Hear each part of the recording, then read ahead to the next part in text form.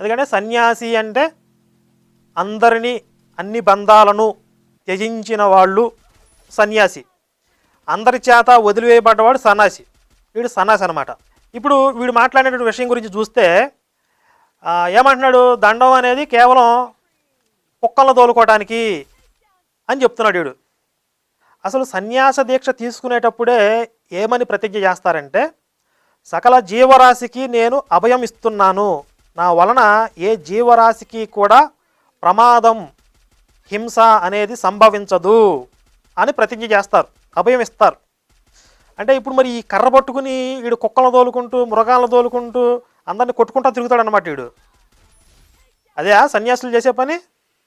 అసలు దేహం మీద అంత భయము భ్రాంతి వ్యామోహం పెట్టుకుని నువ్వేం సన్యాసివిరా? అసలు దండం అనేది దేనికి సూచికగా చెప్పబడింది అంటే మన భారతీయ సాంప్రదాయంలో